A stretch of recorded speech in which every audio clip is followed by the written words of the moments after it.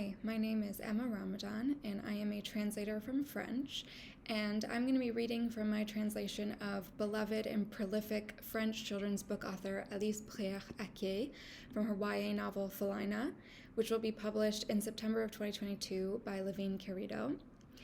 And Phalaina is the middle grade YA novel that brings us into the strange and mysterious world of Manon, a little girl who has much more to her than meets the eye.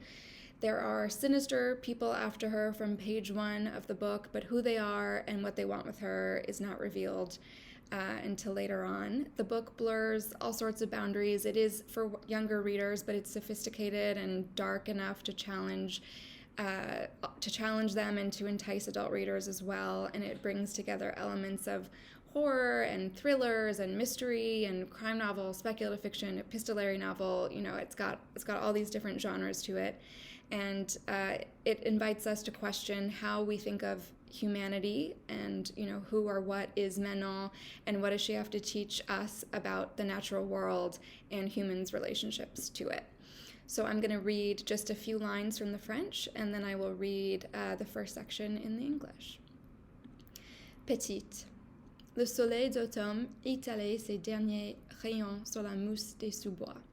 Les arbres berçaient mollement leurs branches, dessinant sur le sol des ombres douces et dansantes.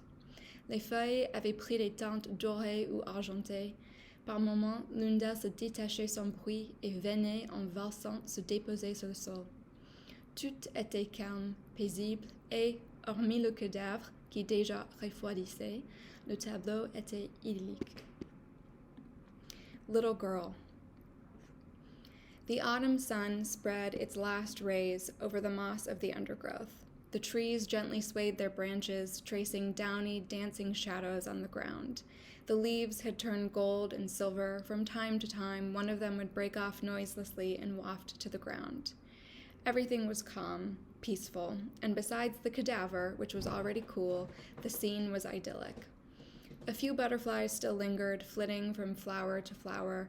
The little girl followed them, happy. Her steps were still hesitant. She hadn't been walking long, but she was enjoying her freedom.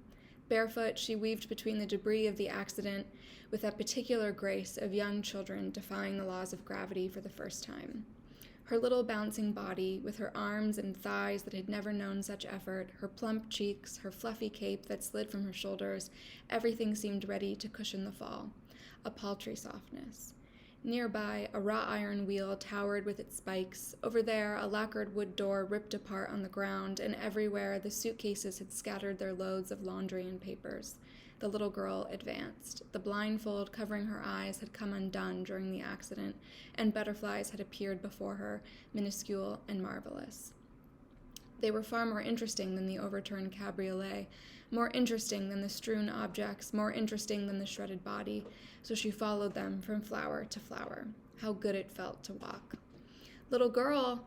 Someone in the distance was calling to her. A serious voice, a pressing voice full of danger. The spell was broken, and the child felt her legs tremble, her confidence pitch, ready to topple. Her large red eyes were already filling with tears, but the butterflies approached. Yes, they were coming to console her. Little girl! Not so loud, said a second voice. You'll scare her. Little girl, little girl, little girl. She's not a chicken, you know. The two voices squabbled, but the child wasn't listening anymore. The butterflies were there by the hundreds now, maybe by the thousands. The rhythmic beating of their wings filled the little girl with a familiar buzzing. With them, she was not afraid.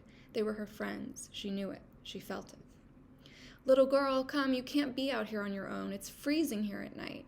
She doesn't understand you. She's a kid. Little girl, come here. Little girl, we have candy. Come here, you stinking brat. Come on. But the child was smiling. The butterflies were playing in her hair and tickling her. Altogether, they were spinning a web of delicate threads around her small body. It surrounded her, enveloped her, covered her up. The net tightened. She couldn't move anymore. Her breathing slowed, but not in a bad way. She had never felt so good. It was like a cocoon. The butterflies gently, delicately lifted the little girl from the ground.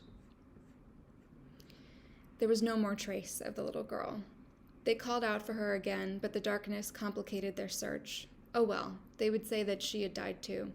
The wolves would take care of it for them. Last week, 3 slaughtered sheep had been found. As confirmation, they heard a howl in the distance. Yes, they'd better get going. Too bad for the kid. If they'd been more attentive, surely they would have noticed the strange cocoon hanging from the chestnut tree, a monstrous fruit in the timid waltz of the first dead leaves. But how could they have imagined that such a small girl could end up so high in a tree? And if they had been told that she would spend the winter there, in a deep sleep verging on hibernation, they would have had a good laugh. Obviously, they had no idea who she was, and so they left to take shelter from the cold.